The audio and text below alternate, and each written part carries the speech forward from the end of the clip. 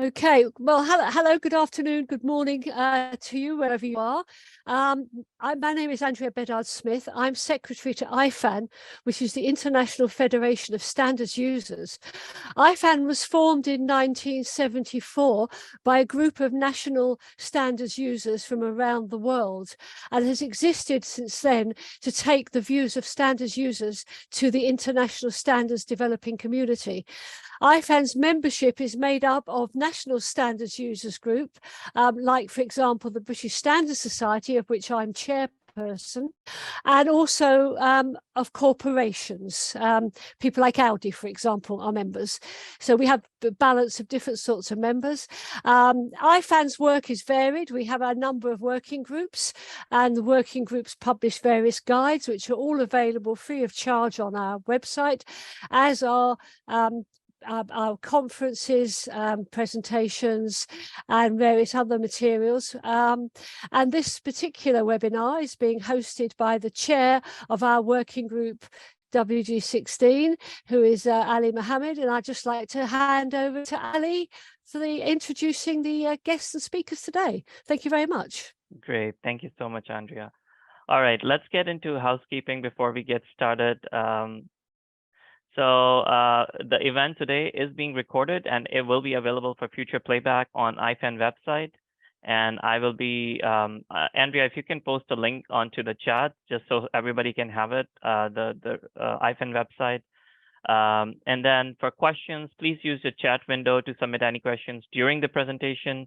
And then we will also have a live Q&A session at the end of the webinar. All right, so the webinar today, as Andrea noted, is being hosted by IFAN Working Group 16 on education and training.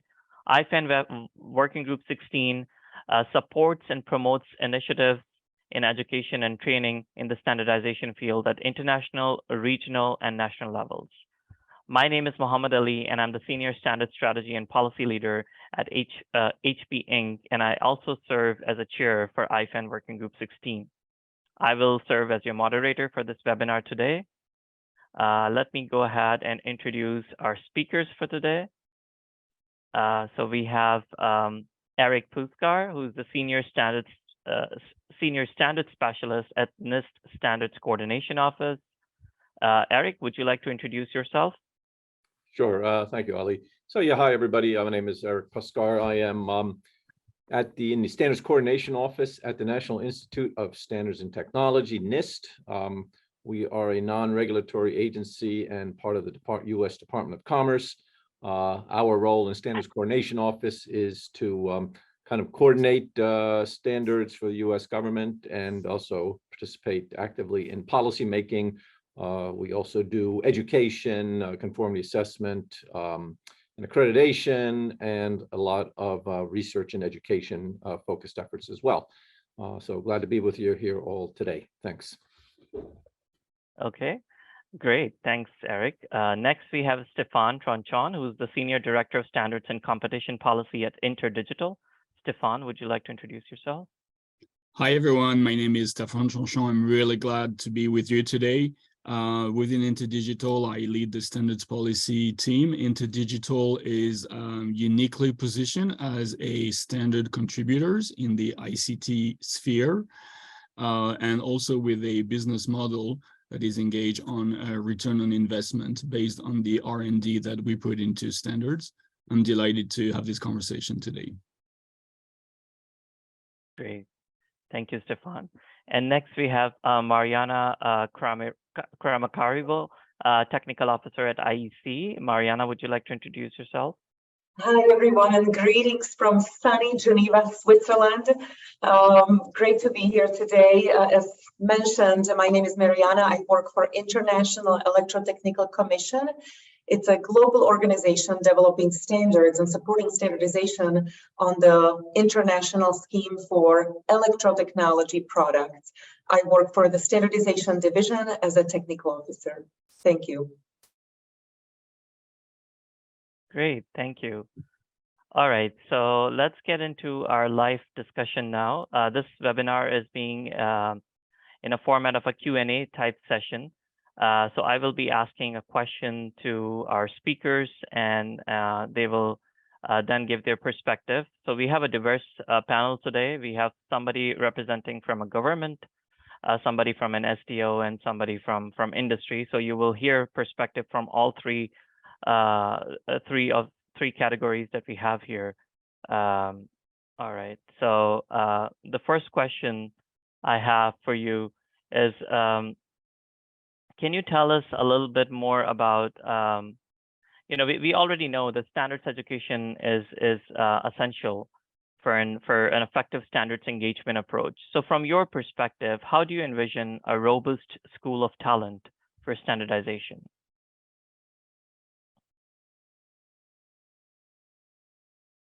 And feel free to take, anybody can jump on here.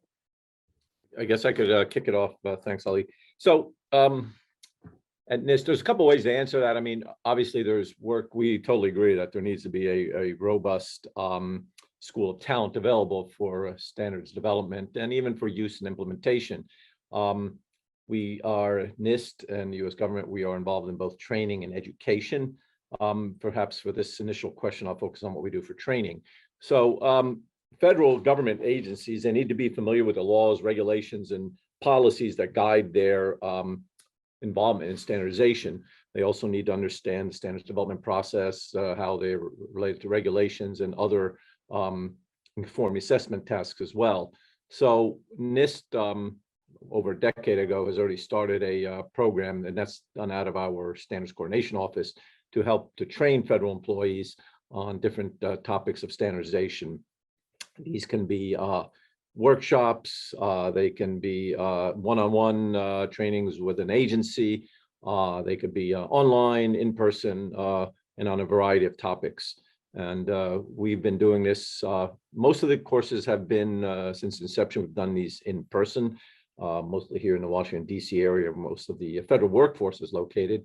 But obviously during the pandemic, things changed and we went pretty much completely virtual, which I think we're going to start bouncing back to a combination now. But so as part of that, we obviously miss doing in-person engagement with folks when you really got to know and get into a deeper level of understanding as you do when you do a smaller in-person training. But on the positive side, being online, we got to reach many more people.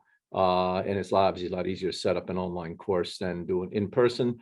And so that was successful. And just to give you some idea of the numbers that we've reached. So we started this maybe in 2010, maybe a little bit over 10 years ago, a dozen years ago. So we have done over 8,000 individual instances of trainings for federal government employees, that's a pretty big reach. That pretty much doubled during the pandemic because we went online and virtual.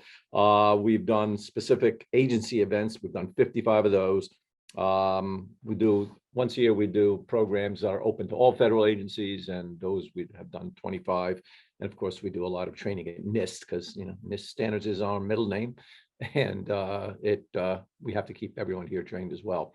One interesting program that we started running, I was mentioning, and I'll turn it over to others, is something we've called a standards boot camp. So there are folks in the government there's different levels of involvement, of course, and you probably have that in your own organization, some very involved and others maybe who just need to know a bit. So we have, for several years until the pandemic, we hosted a 2-week-long intensive, we call a standards boot camp, where the people would apply for the program. We have to, select them, the ones we think are best to train. They come here for 2 weeks and they spend 8 hours a day with us, and we do a deep dive into all aspects of standardization.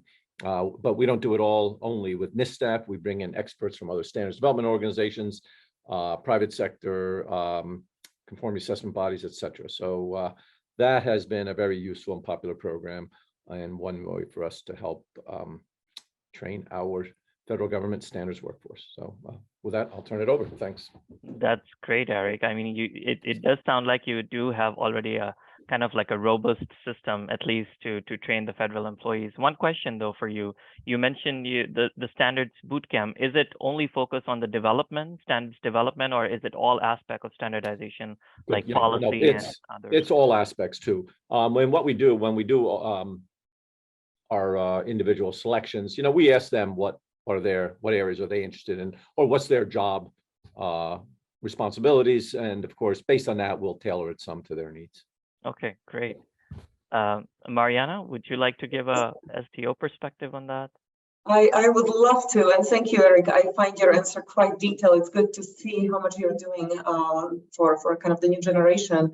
I will answer almost in 3 different aspects. On behalf of IEC, we do have IEC Academy and capacity building, through which we provide different type of education for our national committees, for our stakeholders, through public webinars, which can be kind of technology focused or specifically directed towards our stakeholders to ensure that we make it easier or smoother for the standardization developing process. In addition to what IEC does, we also have e-learning platform through which we have different courses directly to those that are developing standards within IEC, so to our officers or conveners. And it's kind of an online course that you take it at your own convenience, and you also receive kind of certificate at the end. So that's on behalf of IEC. I personally, while I was not involved in the IFAN Education and Training Guide, I personally very much enjoyed when your group shared this document with me, because if we are talking about education, I appreciated the summary of the needs, which specifically defines the role, the responsibility, and it kind of gives a nice summary of what one should consider depending on the role that you have in standardization. So kudos to each one of you that were involved in the guide, and I believe it's the 4th edition. So that's very nice to see. And lastly, if I can just bring in my own perspective, I am not coming in standardization, or especially the international organization that I'm working for now, with any standardization education. As of 2005, I didn't even know what the word standard actually means. So I would encourage, regardless of the education we get, either if it's, it can be engineering, yet I feel you need diplomacy, you really need to understand consensus, allow others to speak. So there are a lot of skills that you can gain by actually actively participating in the standardization. And I would almost say, regardless of the education we receive in high schools, universities, it's not that challenging to actually change career and get involved in standardization. And just being last 3 years in Geneva, Switzerland, and seeing the international view, I am very impressed that more and more universities are starting to incorporate standardization or some kind of technical education and acknowledge international organizations developing standards into their courses, even if they are not mandatory. But that's nice, a kind of future that we see ahead. Thank you. Yeah, great. Thanks, Marianna. I have attended courses at IEC Academy myself, and it's a great program. And thank you for your remarks about the IFAN Guide 4. It is indeed a good guide to kind of educate you on, where and what sort of skills would you need for different set of skills, different set of roles that you have within your company. All right, let's hear from Stéphane about, yeah. Yes, hi. And I like maybe to take a sort of like different perspective. When you mentioned in the question a robust school for, talent for standardization, I think from our side, we have engineers. I mean, given the business model that we have, they're really involved in standardization. But I think that there are the needs for 3-dimension. Those engineers, I think they need to be exposed to the rudiment of intellectual property. And I think that is, something that needs to be part of their education, or that they need to be exposed. Something that was mentioned before, the awareness of the basic standardization making process, and your guide is doing a great job, especially the role of consensus. This is critical. And the last dimension that we, from a company perspective, are looking at, we want to make sure that our engineers have interpersonal skill, social skills. They're extremely good at driving the technological discussion, but when it comes to consensus or working with the technical officers or the chair of a committee, you need a different skill set. And if you want to have a robust training, I think those skill sets could be addressed. Thank you. Great, thank you, Stéphane. Yes, I can completely agree how important it would be for a company to look at IP from an IP perspective as well when participating in standards. All right, so Marianna, I want to follow up on your response from the previous question. You know, to ensure successful succession planning for our standard system, how do you think we can best promote standardization awareness for the next generation leaders? You mentioned a little bit about, you know, the different university programs that you are experiencing in Switzerland. Yes, I appreciate this question, and I'm happy to actually share, and you may be already aware of this, that IEC is one of our pillars that we are promoting through our work is the young professionals. And I kind of feel if we are not looking into the future and understanding who is going to be the next generation helping us, then we are becoming obsolete. So the Young Professional Program, a little bit about the history, it was actually established in 2010. And the idea behind it was to bring together the future leaders, right, in standardization and conformity assessment. So it kind of covers both of the pillars. Some of the examples, we have, I think, over 750 participants that participated in this program since 2010. So those are great numbers to see. And one small success as far as diversity is on gender representation. The percentage of female participants has increased from 11% in 2010 to 27% in 2022. So, and it keeps increasing every year. So those are great numbers to see. And I personally would encourage if we have participants that are part of IEC to talk to your national committee and to promote this program within your countries, and to even ask or submit a young professional to be appointed from your country. Thank you. Great, thanks, Marianna. Erik, would you like to share your perspective on this question? Yes, thanks. So to follow up on Marianna, I can say that the IEC, the Young Professionals Program, is a really great thing, and it has started to get a lot of traction now in the United States more recently too, which we're really pleased about. So keep up the good work on the young professionals. So your initial question, we talked about what are we going to do to make sure the next generation is ready. Thing is, the next generation, it's here. They have to be ready now. We've been talking, for probably 15 years already about, well, us baby boomers. I'm part of them, right? everyone's going to retire at some point, and then we need to usher new folks into these standards positions and leadership roles. Well, the great retirement is upon us. I could tell you, even being here in NIST, so many folks with many years of standards experience are now in the middle of retirement. So it's really critical that we do this now, and everyone has to pay, every government agency, standardization body, large company, this has to be a really important something that they need to focus on today. So something we've been doing at NIST, as an example, we're working at reaching out and working with universities to get them to try to introduce standardization in their curriculum. So for over 10 years, we have been running a grant program to promote standards curriculum development at universities. We've been giving, our awards have been roughly 100,000 US, and we give them to schools that develop either courses, course modules, textbooks, do online seminars, certificate programs. Basically, they could propose what they want to do, and that cuts across all academic disciplines. We initially started this focusing on engineering because that was maybe where the greatest need was initially, but really it's important in all disciplines now. Business, business schools, take a look at what's going on in trade, law with IP. So this has been something we've promoted every year.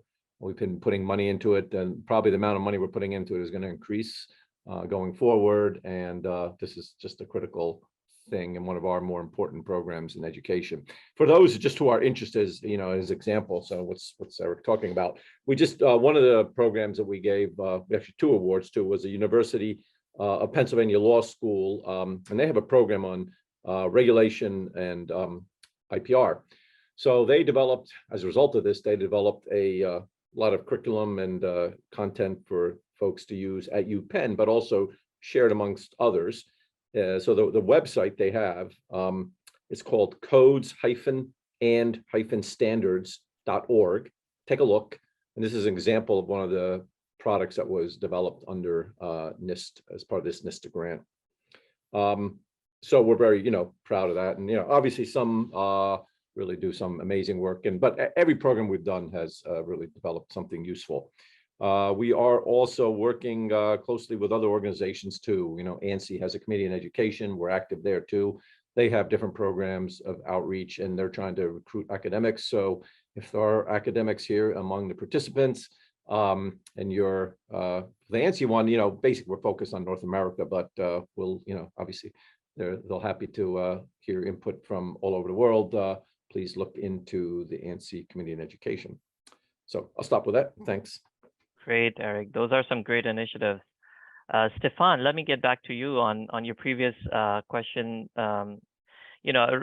Previous mention about the about the need for IP and your standards, standards folk to be aware of the IP implication when they're participating in standards. So, as an innovator in standards, what are the important aspects that, from your perspective, that need to be considered when you're participating in standards engagement efforts? Oh, thanks. That's actually a question which is dear to our heart, given that the company I'm working with is doing a foundational research, and that foundational research is carried by our engineers who are inventors. So because we are contributing our innovation to the standard making process, and when those innovation get selected by our industry peers, our competitors, because they meet the best technical requirements as laid down by the standards work, we are interesting as an innovator. I mean, we're paying extra attention to 2 things. We want to participate in standard developing organization that adhere to governance rules, which are reflected in the WTO founding principle. So we are looking at here coherence, transparency, openness, consensus, and voluntary applications. And again, when we were talking about how to build consensus, if you have rules and procedures like the one of IEC, of ITUT, and ISO, that are based on those principles, you are pretty sure that you are within a framework in which there is transparency and you know where you're going in terms of process. The second thing that we look as an innovator is to make sure that we participate in standard development organizations that have clear rules regarding the treatment of intellectual property rights. And especially intellectual property rights policies that reward innovation being selected in standards. So what I have in mind is the common ISO, IEC, ITUT patent policy. There is also the ETSI IPR policy in Europe. And basically this IPR framework asks 2 things to someone who is owning a technology that is essential to a patent and that technology being selected in SDO. First, you have to disclose that you have an essential IPR. So basically, you're telling your entire community and competitors, hey, the standards is heading into that direction, and we have something that is protected there. And your second obligation is basically a commitment to comply with the common ISO, IEC, ITU, and ETSI policy, which under which you are agreeing to grant access to this technology on what is called fair, reasonable, and non-discriminatory terms and conditions. So as an innovator, we participate in those organizations, and we are giving signal to the standardization community that when the standards will evolve and will be used on the market, people will have access to the underlying technology. This is a very specific example to the ICT sector, but given the level of innovation contained in the standardization, this is something that we are looking at critically. Excellent, Stéphane. Yeah, I think that's something that, all must consider, that, whenever we are participating in a standards engagement effort, at least from the industry side, the IPPs is very important, and that cannot be overlooked. That has to be considered as part of the standards engagement effort, as Stéphane noted. Okay, so let's move on to a different topic and talk about value of standardization within our organizations. So, let's talk about, what activities all of us take within our organization to amplify the value of standardization for different stakeholders internally. So I'll start with Erik. Would you like to tell us a little bit about, how you amplify? I mean, I'm not sure if, NIST would need that kind of amplification, because standards is really the, really important piece of what you do. But, how do you amplify the value of standardization to different stakeholders outside of NIST? Yeah, no, thanks. And you're right. So standards isn't our middle name. So we believe it or not, we still have efforts underway, some at NIST too as well. But you're right. Most of the effort that we do is focused on the other federal agencies. So they're the ones that we coordinate standards policy for. So there is an organization that we set, not an organization, but a committee we set up. It's called for in OMB guidance. It's for the Interagency Committee on Standards Policy. It's called the ICSP. NIST runs that. Our director, Gordon Gillerman, is the chair of that committee. This committee pulls together representatives from all the federal agencies, and these are led. We are now, each agency has been asked to designate someone called a standards executive.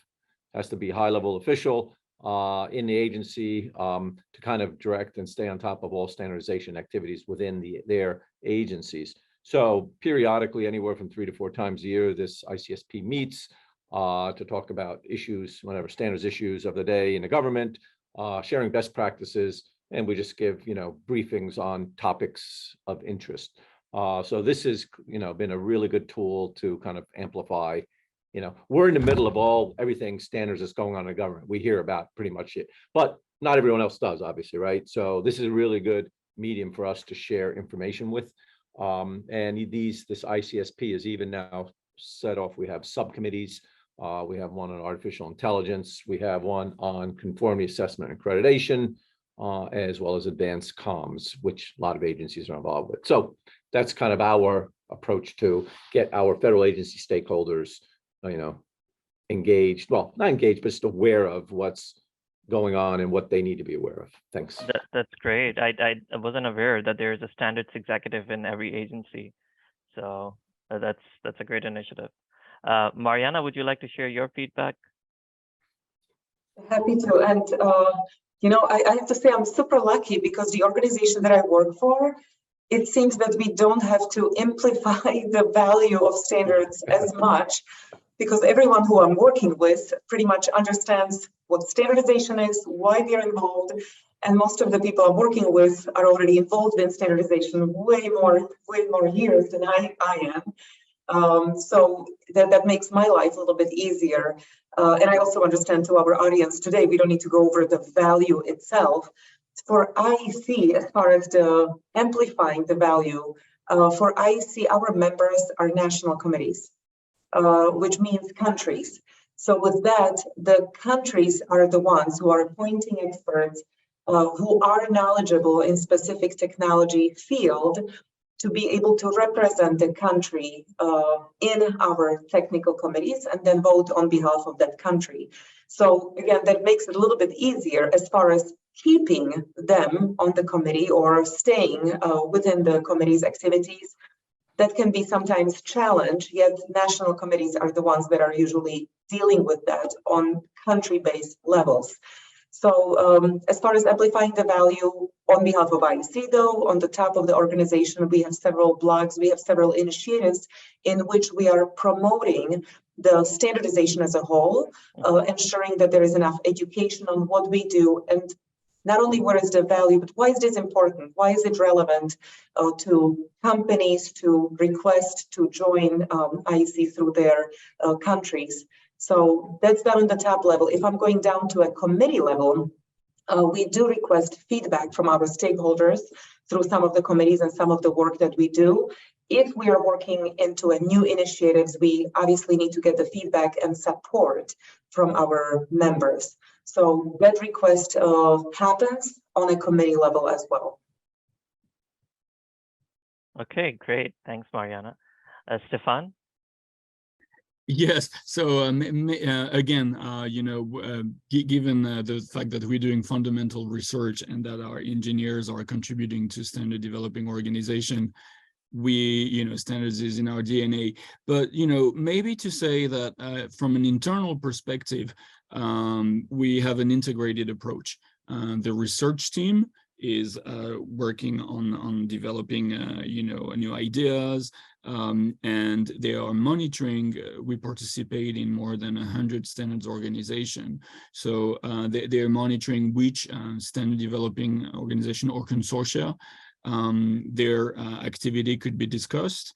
And when this fundamental R&D is you know, evolving and ends up being protected by an intellectual property right, most of the time in the form of patent, those engineers also talk to the patent department, and the patent department then goes into what is called patent prosecution or external law firm to basically have this IP protected. And in turn, and either way, regarding IP protection for small and medium enterprise, you have something that is called the at the European Union level, the IPR help desk, which is providing fundamentals on IP, and that is also giving you further steps on how to protect your IP. And on an internal level, then when we have the standards engineers attending those standards organization, if there is a need to disclose this intellectual property, they liaise with the patent team. So there is this synergy ongoing, and it's really linked to our DNA. Maybe just to segue a little bit, on the political level right now in Europe, the European Commission has created the high-level forum, which is creating a space to basically for different stakeholders to advise the European Commission on their working plan and on priorities. And they have requested from the industry executive level to attend this forum. So obviously there is a political dimension. So the way we have achieved, I would say, our representation, I mean, given that, you know, taking the time of an executive is extremely long, is we use a different association that are represented in a high-level forum, and in our case it is ETSI.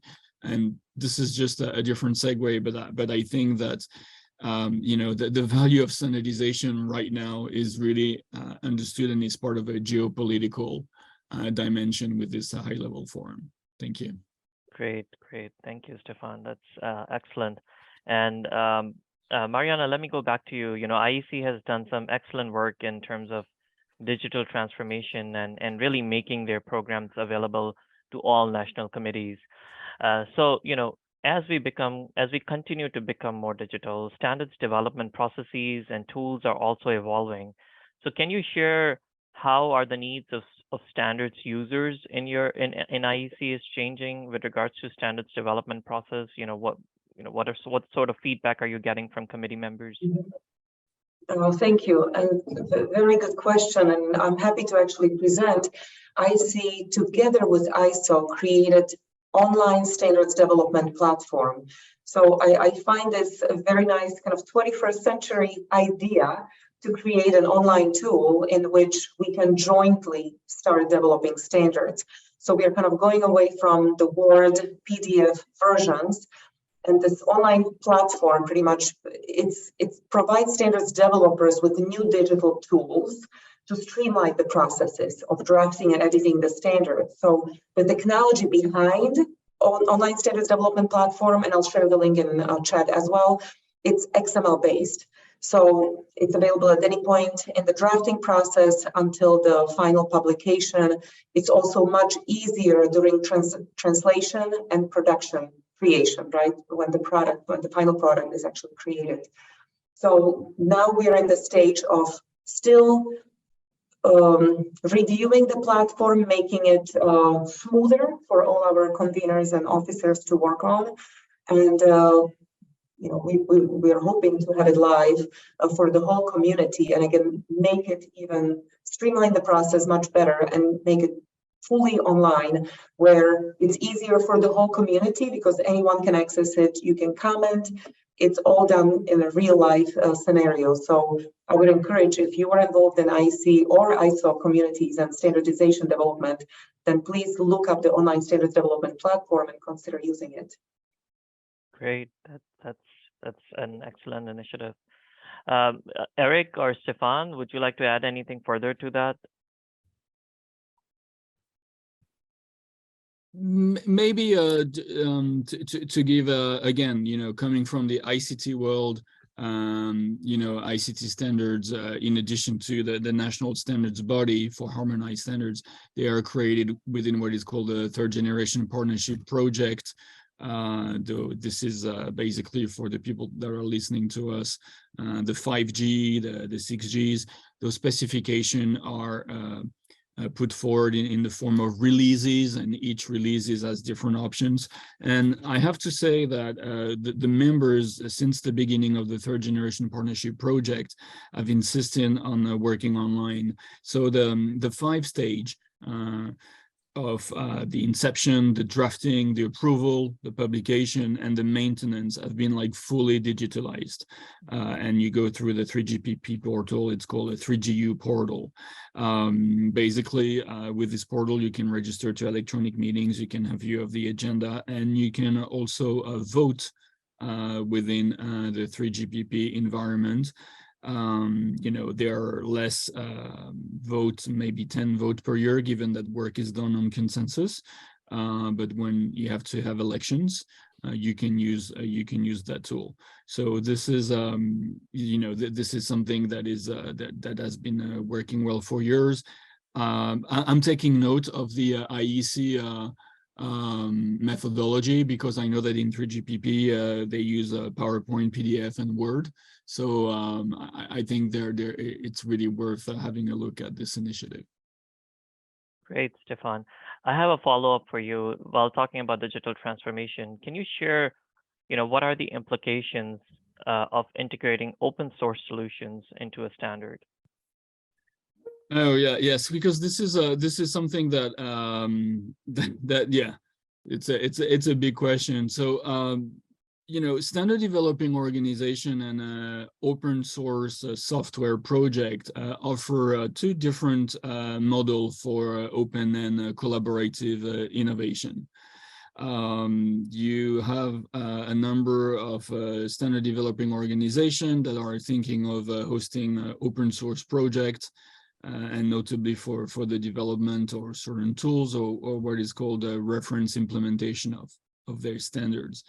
And there are potential downsides for the integration, and those downsides are not really, I would say, clearly understood. So on one side, you have people saying, okay, let's use machine readable format to basically write our standards, and let's use, you know, an open source. And open source is basically addressing copyright. And it's a right to modify, to copy, to distribute the actual specification. But it comes also with a regime of a license regime regarding patent. And usually the most common open source license exclude those patent rights. So the risk for an innovator is you attend an SDO, you contribute, and that by writing code form, you end up like precluding your patent right. So I think the overall message is, when you're working on open source, look at the type of license that is involved with that copyright, and look at the patent implication. And this is something that the SDOs have been, I would say, struggling with. There are a current discussion among different SDOs, and for standard users, you want to make sure that the licensing discussion takes place at one point. Great. Thank you, Stéphane. Erik, let me go back to you. You mentioned about having standards executive from each of your agencies. How do we, from your perspective, how do you educate the senior leadership in those agencies on standards and ensure that standard strategy is really a subset of their overall organizational strategy?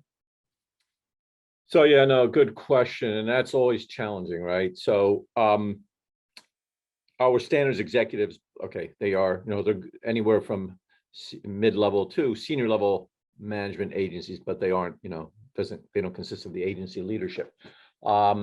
We obviously we have a guidance document from the Office of Management Budget called OMB A119 for folks familiar with the U.S. government policy area. It's a very familiar document. In there, there's actually instructions for agency heads on what should be their level of standards knowledge and what should be some of their broad responsibilities. So we actually have it in, not in regulation, but in official OMB guidance for agency heads. But something that over the past few years now, which has occurred, and this kind of jumping to one of our later questions, but Stéphane, you mentioned the geopolitical dimensions of standards now, and how that has impacting everything. Believe me, I can tell you, agency heads and a lot of folks we deal with have become very aware of standards. The trade barriers and trade irritants, they've become something that pretty much all agencies are now dealing with. So whether they like it or not, that's sort of the world we're living in now. Standards have become very important, and others, they have learned that this is something they need to work on and be up on what is going on. Regarding actual strategies, famously we have government strategies. China was first out the gate, I believe, with China 2035, set out a goal, ambitious objectives for their standard approach to standardization for the Chinese government. This was followed by our, Stéphane, our friends in Europe with the ESS, the European Standardization Strategy, just came out recently. Again, a big blueprint for a strategy for a newer, somewhat different approach to standardization in the EU. And in the government here in the United States, we're going to probably have our own national standard strategy at some point here in the near future. So governments are taking it seriously and they realize the importance and value of standards. Great, thanks, Erik. Stéphane, would you like to share, how do you basically communicate the importance of standards, or basically ensuring that participating on specific standards engagement effort is really part of your business strategy? Right. So the way we communicate outward is by talking about innovation and the value of innovation. And because that narrative is really critical. As a company, you can be a leader, a contributor, a follower, a spectator to standardization. That's very fine. We are a leader, so we basically contribute actively to standard setting organization. And one of the critical aspects of our business is that, we're innovating 5-10 years ahead before the technology gets implemented in a, consumer or mobile device. So our engineers that, we're working on 5G and looking for the best technologies are now, working on 6Gs. within the standards organization, you are also talking with a different, I would say, vertical sector. Like if I think of the automotive industry, someone mentioned Audi before. Now they have connected cars. So our engineers, by taking numerous leadership roles,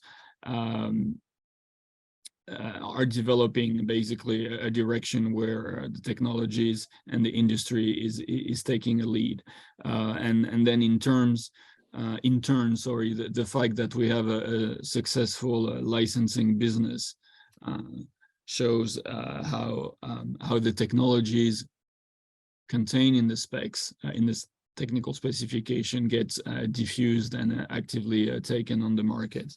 I hope this is answering your question, but I'm happy to take a more question if you need. Yeah, great. No, thank you, Stéphane. That was a good response and good feedback. So let me go back to Marianna. Marianna, we know that standards community is so much important. I think people don't realize that most of what we do in standards cannot be accomplished alone, right? It's really something. Collaboration and coordination is so much important in standards.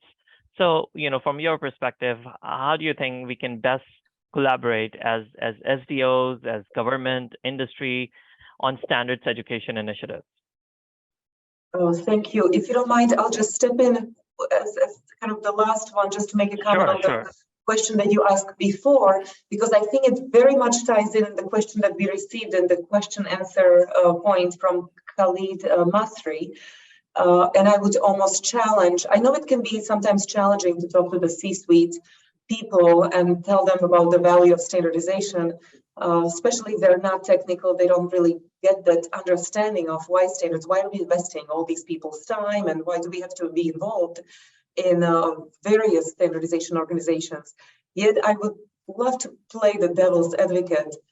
What if we don't, right? I think a lot of people actually take standards for granted. We are all of those ones behind the scenes doing the work, contributing towards standardization, because we have that vision. We understand we want to have a product that's interoperable, that's safe for us to use, regardless of where in the world it's used, what gender is using the product.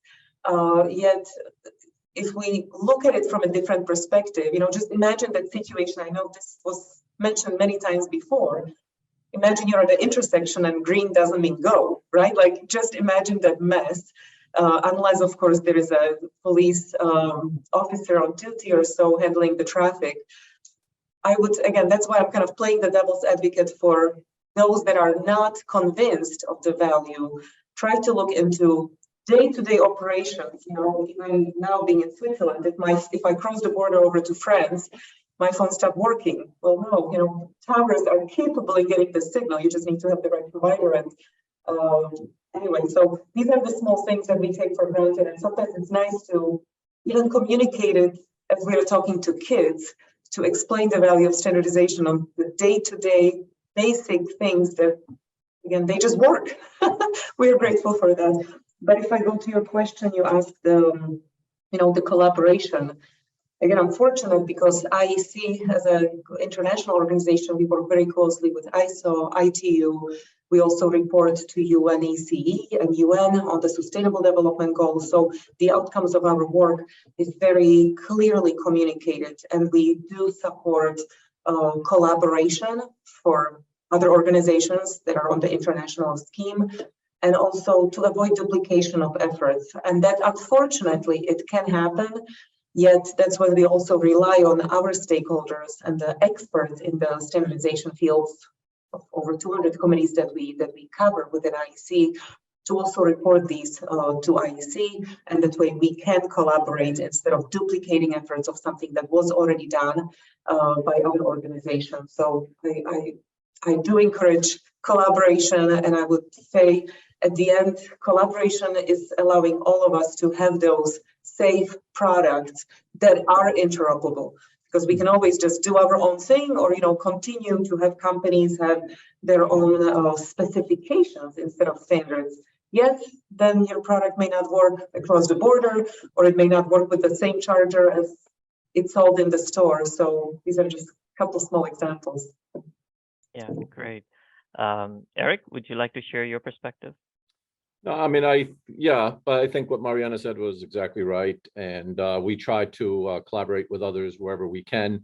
I had already mentioned the Committee on Education for the ANC, where NIST obviously supports their efforts, and we provide staff to participate in that committee. And we, whenever we get opportunities to do so, we with other organizations, US, we do. Regards to what Marianna was talking about with IEC and ISO and their focus on academia, we certainly have participated in the past in all those events, and we very much support those. And the more international collaboration and learning from each other and sharing best practices, the better. So. Great. Stéphane, any feedback from you on this? Yeah, from an industry perspective, we always welcome opportunities to contribute to a standard education material or a conference or seminar. Then we have a sort of like cost benefit analysis to perform, but that signal is always super welcome. As a standards participant to traditional SDOs, we also see a cooperation agreement with a specific foreign consortia. And there are different levels of cooperation. I am not talking about writing specification together or joint specification, but I'm thinking of getting educated on a certain area. We basically value those cooperation agreement as long as they have a sort of like limited scope. But for us, it's an avenue in the industry that participate in many consortia and fora. It is also a way to retrofeed information and best practice by having those formal cooperation or liaison statement, whatever terminology is used. Great, thank you. Well, let's get into our live Q&A session now. But before I do that, let me go ahead and give you a very brief overview of IFAN Guide 4 that Marianna referred to earlier. So there is an IFAN Guide 4 on education and training, which is basically available for free on IFAN website, and IFAN website is posted into the chat by Andrea. So please feel free to go onto the website and download this.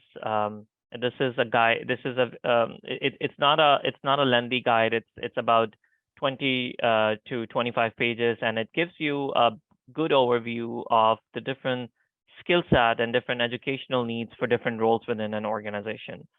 And I know we're going to get into a live Q&A session as well shortly. And I think our first question is very related to this guide, actually.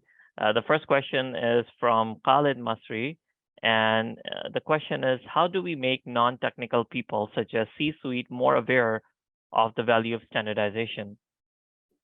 So before I go to all the speakers, I do like to say that is partially answered within this guide. So if you do refer to this guide, it will give you a very good overview of what are the topics you need to talk to the C-suite, and what skill sets do they need to be educated on.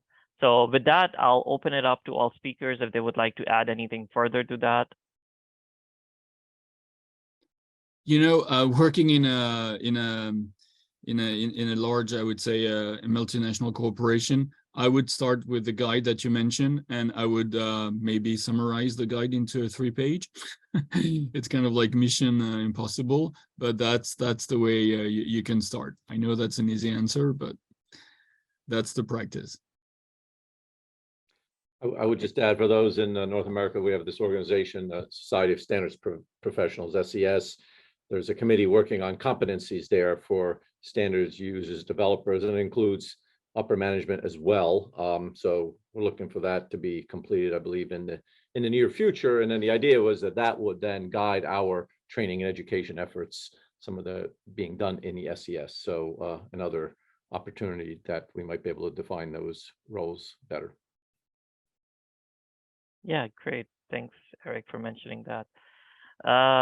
So I don't see any other questions here. So let me go ahead and let me just see if we have received anything further.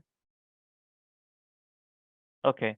Yeah, I don't see any other questions. So let me ask you another question. How, you know, we touched up on this topic a little bit about communicating the standards value and standards projects, but how do you really communicate standards win internally and align it with internal initiatives? Can anybody share your perspective on that? For me, it's easy because, again, we are SDO, so it's International Standards and Conformity Assessment. That's all we do. So I do believe internally within IEC, we do understand the value. That's who we are. It's also easy to convince our members because that's why they're our members. It may be more challenging when you're going, again, internationally, is the question that was there before, because many are, especially now, looking into cutting cost, cutting travel, cutting commitments from their engineers or so. So I think we will have to continue to pursue and to communicate very clearly, especially understanding not only the value of standardization, but understanding what would happen to the world if we don't have standards, right? Like, what's the cost? Maybe not value, but what's the cost if we become disengaged with standards? That's what I would challenge kind of internal organizations to consider before stepping out. Great, thanks, Marianna. And looks like we do have some additional question from Andrea. Andrea, would you like to ask? Yes, I've got a couple of questions. Going back, first of all, to what Erik was saying about developing programs in universities, which I think is a brilliant initiative. One of the things one of our IFAN members is doing, our IFAN member in China, in fact, Kaz, they're taking educational standardization to a little bit earlier. They're actually looking at teenagers and school children and have an initiative called the Standards Olympad, which they launched in 2021, and they got teams from different schools to come together.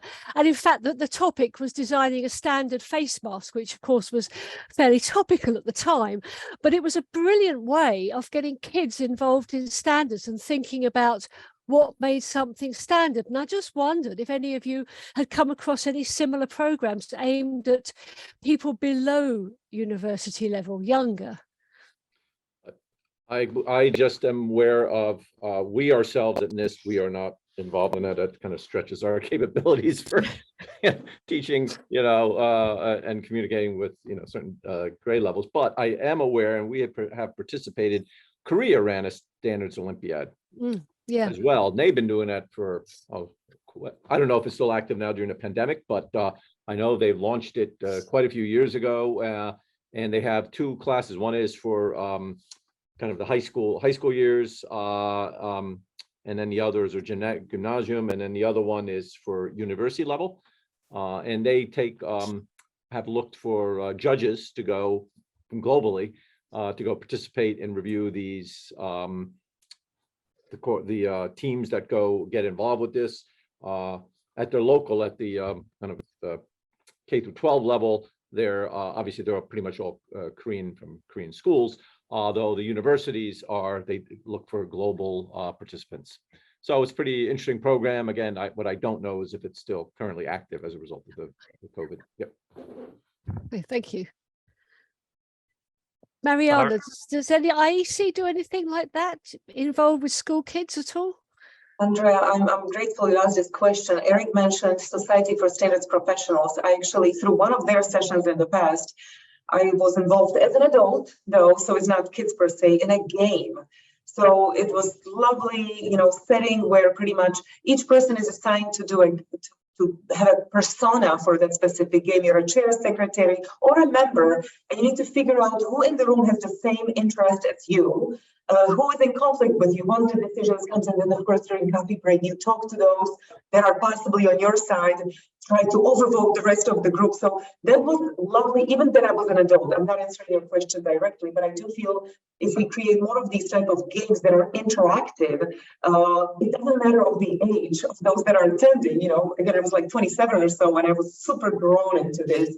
So IEC is not working, but to answer your question, with those that are in high school or at a younger age. I'm aware through UN of some of the programs that are now focused on universities And just a couple of weeks ago, I actually received, this is a personal request from a high school student asking to have a kind of internship at IC, even if it's just for a few days, but to better understand what we do. And I love to receive these requests because I feel that we are all ambassadors to standardization on this call.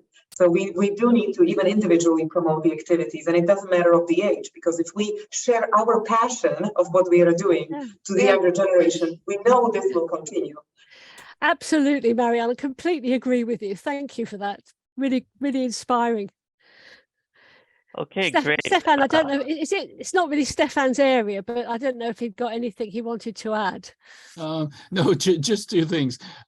We do provide video capacities to standards, so whatever immersive experience we can provide in teaching, you know, why not? But that has to be decided as a technical requirement. And as a company, we truly believe also in the value of like simple infographic.